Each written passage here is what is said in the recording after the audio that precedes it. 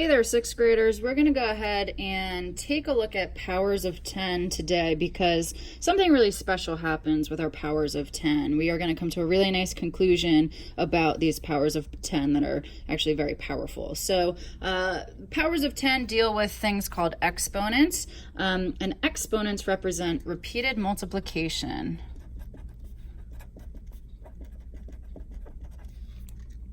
The exponent tells you how many times to multiply the base by itself. So let's look at an example and label the pieces below. So we have 3 raised to the 4th power. The 3, the big number, is the base, and the smaller number up top, that is your exponent. So the way we would actually read this, and I'll go ahead and write it out, we would pronounce this as 3 to the, you could say raised to the, or you can just say 3 to the 4th power. So when you get to that exponent, you pronounce it as power. There are 2 exceptions. These are really special exponents when you have the exponents 2 and 3. So we pronounce the exponent 2 as squared, and we pronounce the exponent 3 as cubed. Now you don't have to, but it's a really nice way to pronounce those that, in my opinion, is a little bit easier than saying to the 2nd power. It's much easier to say 6 squared, and it's much easier to say 4 cubed instead of 4 to the 3rd power. It's just less words. And what's also really nice is this actually relates to area and volume. Square units, cubed units. There's a really nice connection there. All right, so let's examine these powers of 10. We're going to see if there's any patterns that might emerge. So 10 to the 1st power is just a single 10, which is, again, just a single 10. 10 squared means that we're going to multiply 10 by itself 2 times. So that's 10 times 10, which is 100. 10 cubed, that is 10 times 10 times 10. So we're multiplying 10 by itself 3 times. That is 1,000. 10 to the 4th power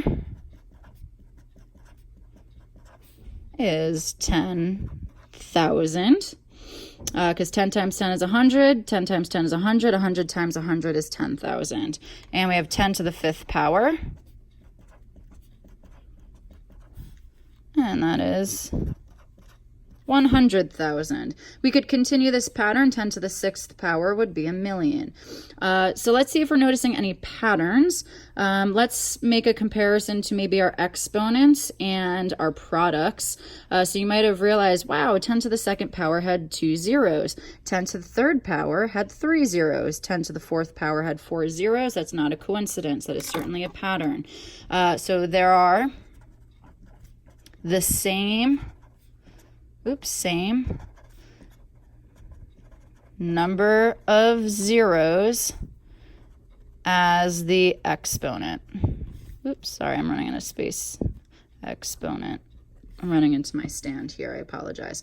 So there are the same number of zeros in our product as the exponent with powers of 10. This only works with powers of 10. They're really special. And what is significant about these numbers? These are actually really, really special numbers. 10, 100, 1,000, 10,000, 100,000, million, 10 million, 100 million, billion. They are our place values. They are our place values. So that is super important. They are our place values. So let's go ahead and summarize what our place values are as powers of 10. So let's look at 10. So 10 is just the number 10, and we discovered that is 10 to the 1st power. 100 has 2 zeros in it. That's 10 to the 2nd power. 1,000 has 3 zeros in it, so it is 10 to the 3rd power. 10,000, 10 to the 4th power. 10 to the 5th power. 10 to the 6th power.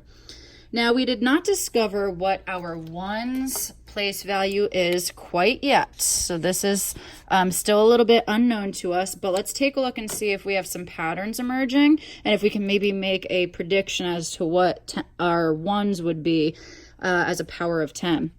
So I'm noticing each step of the way as I'm going one place value down, my exponent is decreasing by 1. So if my exponent were to decrease by 1, it would be 10 to the 0 power. So we're not entirely sure if that is indeed the case, but we're going to test that out in a moment on the back side of the notes.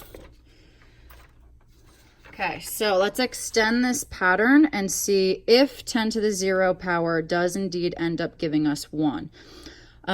So if our whole place values, if our whole number place values are being represented by positive exponents, we can make a prediction that our decimal place values might be represented by negative exponents. So we're not sure about this. This is a hypothesis. We're going to test it out and see if this is actually the case.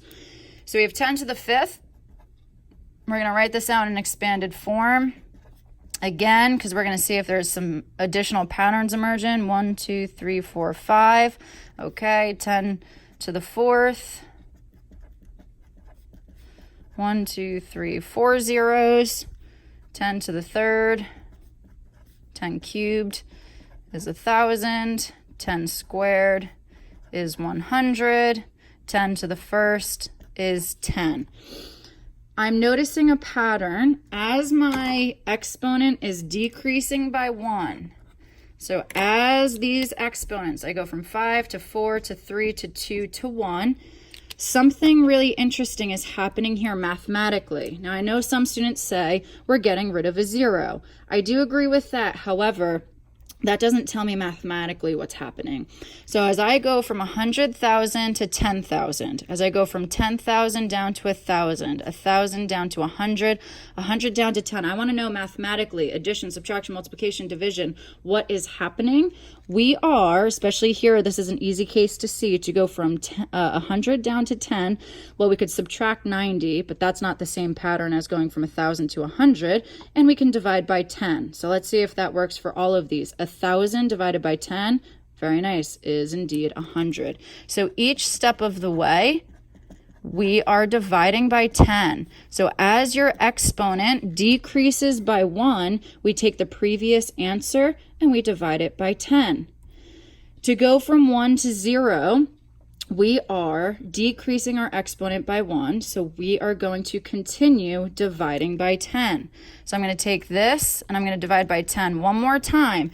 What is 10 divided by 10? It is indeed 1.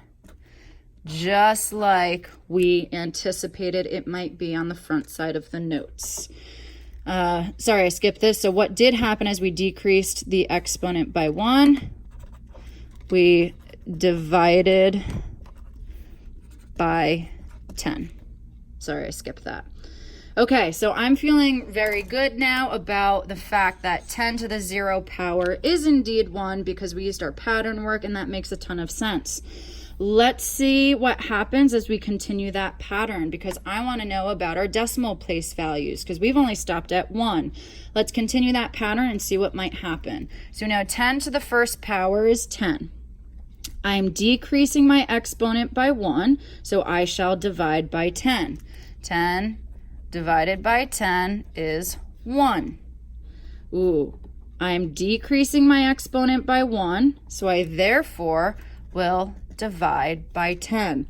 $1 divided by 10 friends is 10 cents. It is 1/10, or we could express it as 0.1. If you take 1/10 and you divide that by 10, we now have 1/100th. I'm decreasing my exponent by 1, so I shall divide by 10 yet again, and I get 1/1000th.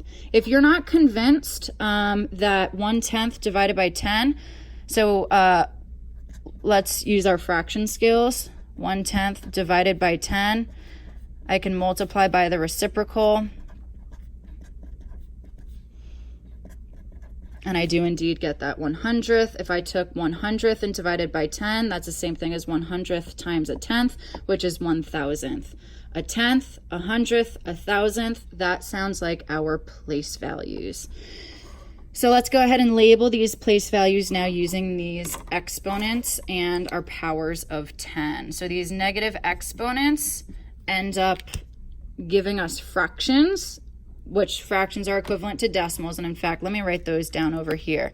So 1/10 is equal to 0.1, 1/100th is 0.01, and 1,000th is 0.001, because that's actually very, very important because these are our place values. All right, so let's summarize. Tens we know is 10 to the first power. Ones we discovered is 10 to the 0 power. I'm going to cross that out. Tenths, a tenth is equivalent to 10 to the negative first power. A hundredth we discovered is equivalent to 10 to the negative second power. A thousandth we discovered is equivalent to 10 to the negative third power. And you might be noticing a pattern. 10,000th would be 10 to the negative fourth power. Okay, in the next video, we will be learning how to apply these powers of 10 to be able to express decimals in expanded form.